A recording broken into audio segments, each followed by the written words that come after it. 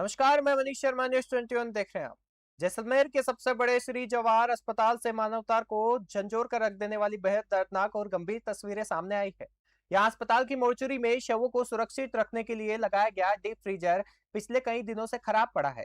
इस भीषण गर्मी और उमस के बीच मोर्चरी में रखे गए शवों की हालत लगातार बिगड़ती जा रही है। हैरानी की बात तो यह है कि 3 अगस्त से फ्रीजर खराब होने की जानकारी होने के बावजूद पीएमओ द्वारा अब तक कोई ठोस कदम नहीं उठाया गया।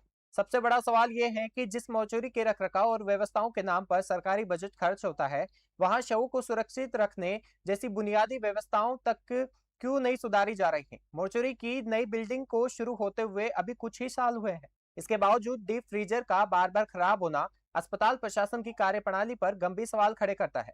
अब देखना होगा कि जिला कलेक्टर और सीएमएचओ इस गंभीर मामले का संज्ञान लेकर कब तक लापरवाह अधिकारियों पर कार्रवाई करते हैं।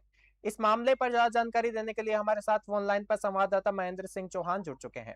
महेंद्र, आप ये बताइए कि अस्पताल प्रशासन को डीप फ्रीजर खराब होने की जानकारी मिलने के बावजूद इसे अब तक क्यों नहीं सुधारा गया? जी, बताया जा रहा है कि जो ये डीप फ्रिज है, ये काफ़ी समय से जो बंद पड़ा है, लेकिन जो अस्पताल प्रशासन है, उन्होंने एक हवाला दिया है कि भई लाइट नहीं होने के कारण ये डीप फ्रिज है जो बंद कर दिया गया है। लेकिन जी। बाद में उनका कहना है कि उनको जनरेटर से जोड़ दिया गया है। जी। क्या मोर्चरी में शवों को सुरक्षित रखने के लिए कोई वैकल्पिक व्यवस्था की गई थी? नहीं, कोई वैकल्पिक व्यवस्था अगर देखा जाए तो यहाँ कुछ नहीं है, क्योंकि इसी महीने की 3 तारीख को एक शव आया था, उसकी भी जब वो डीप फ्रिज से मोटर से बाहर निकाला, तो उसका जी। चेहरा ही पूरा बदल चुका था। इतना शव पूरा फूल चुका था। और परसों एक शनिवार को बॉडी आई थी, जो परसों या परसों वो निकाली गई बाद, उसके भी हालात देखा जाए तो बस से बदतर से बदबू आ रही थी। तकरीबन 500 से 600 मीटर दूर तक ये बदबू फैल रही थी। जी। इस मामले में जिम्मेदार अधिकारियों की जवाबदेही तय करते हुए कोई कार्रवाई की गई थी क्या? नहीं, अभी तक तो कोई ऐसी कार्रवाई नहीं की गई। आज हमने जो पीएमओ रविंद्र ठाकुर है, उनसे मुलाकात की, इसके बारे में जानने की कोशिश की।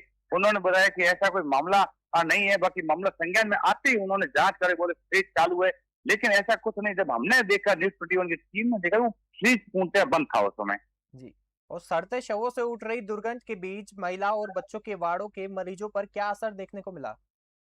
जी, करीबन देखें तो 600-700 मीटर दूर ही महिला स्वच्छता विभाग और बच्चों का जो वार्ड है वो है। अब यहाँ से जब शव को मोटरी से बाहर निकाला जाता है फ्रिज से, तो उसकी दुर्गंध है बाहर तक पहुंचती है, जिसके कारण वहाँ चलना है तो मतलब देखना दुश्वार हो चुका है। इतनी बदबू फैलती है। जी। क्या जिला कलेक्टर या सीएमएचओ ने मौके का निरीक्षण कर इस गंभीर स्थिति का संज्ञान लिया या नहीं? नहीं, नहीं, अभी तक ऐसा कोई वाकया सामने नहीं आया। ना ही जिला कलेक्टर ने इसके बारे में कोई संज्ञान लिया है, ना ही सीएमएचओ ने यहाँ दौरा किया है। जरूर पीएमओ से बात हुई, पीएमओ साहब का कहना है कि हमने जरूर यहाँ पे जानकारी ली है, ऐसा कोई ऐसी कोई बात नहीं है। और शव पहले से वो क्षतिग्रस्त था। लेकिन जब शव का वीडियो हम अपनी टीम के पास आया, तो उस जी। वीडियो में जो शव का है वो हालत ऐसे लग रहे जैसे गर्मी और उमस के कारण वो हालात हुए। और प्रशासन इस पे ध्यान नहीं दे रहा था। जी। जी। नई बिल्डिंग होने के बावजूद बुनियादी उपकरणों के बार बार खराब होने के पीछे असली वजह क्या है? जब पीएमओ साहब यही बताना है कि जो कुछ चोर है, वो बार बार केबल काट देते हैं और लाइट कभी कभी ट्रिप होती है, जिसके कारण क्या लाइट नहीं रहती, उसके कारण ये समस्या होती है। लेकिन वो अब ये कह रहे हैं कि फ्रिज है वो चालू है। लेकिन जब बॉडी की हालत देखी, तब वाकई में वो सामने पता पड़ रही है कि कई दिनों से जो है डी फ्रिज के अंदर ये सड़ रही है बॉडी। अब महेंद्र, इसकी शिकायत किसी अधिकारी से की गई है अभी तक? पूर्व में भी ऐसे एक वाला संज्ञान में आया था, तब की टीम में जी। फूड रोड से आवाज उठाई थी। उस समय पुरानी मोर्चरी में जो डेथ बॉडी थी वो सड़ी हुई थी, इसका पोस्टमार्टम खुले में किया गया था। तब ये नई मोर्चरी का उद्घाटन किया गया। यहाँ पे भी जो है डीप फ्रिज लगाए गए थे शवों को सुरक्षित रखने के लिए। लेकिन वो यहाँ अब देखा जाए तो हालात वाकई में बद से बदतर है, कोई कार्रवाई नहीं है। जी।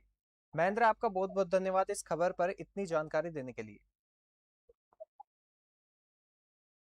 सवाल सिर्फ एक खराब फ्रीजर का नहीं, बल्कि व्यवस्था और उस इंसान की गरिमा का है जो अब इस दुनिया में नहीं है।